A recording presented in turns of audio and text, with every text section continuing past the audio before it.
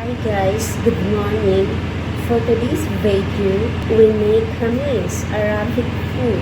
So I prepare meat, sheep meat, and we need first we fried garlic, onion, and tomato. But the tomato is remove the skin because not good if you don't remove the skin. So first tip guys is we open that, then we need olive oil, small amount, and fry the garlic.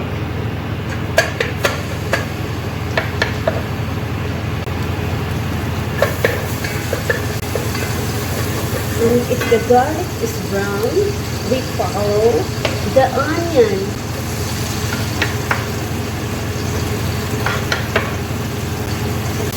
And 5 minutes already, we follow the tomato.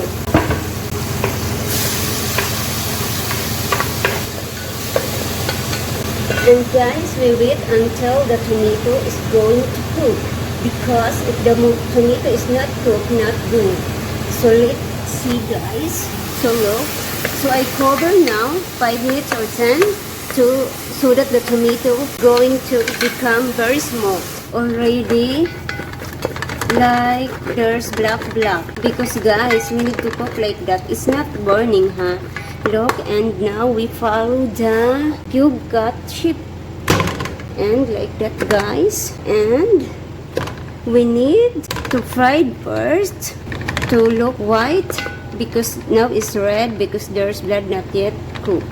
So we wait 10 minutes. It's already 10 minutes. And now look, our meat is no more blood. It's color brown now. So it means we need to put laurel leaves, 3 pieces, and cinnamon wood, 2 pieces long, and 6 pieces of cardamom, and 1 piece of dried lemon.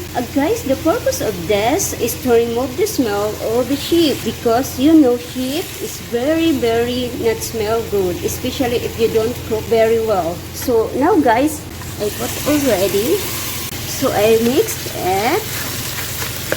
Then after that, I follow the hot water.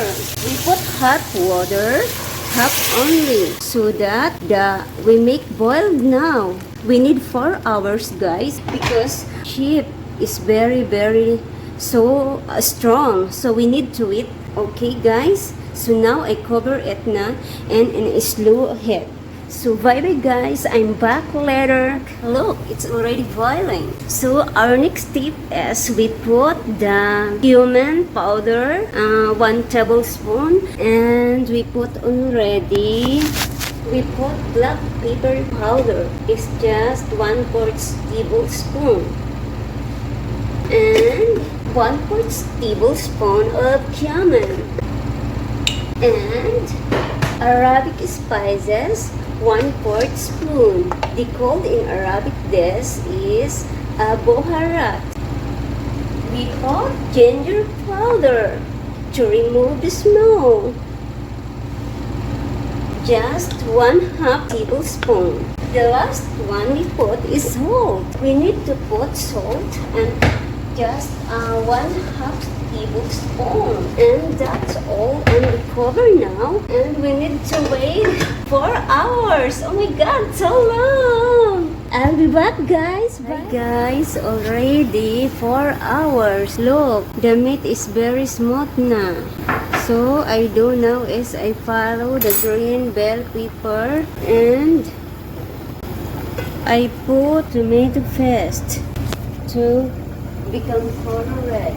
And look guys, we mix it and we boil 15 or 20 minutes, then we off.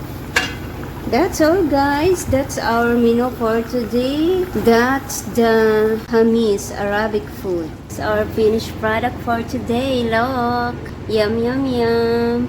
That's Hamis Arabic food. Bye guys, don't forget to subscribe. Mariton'sMeals. Bye.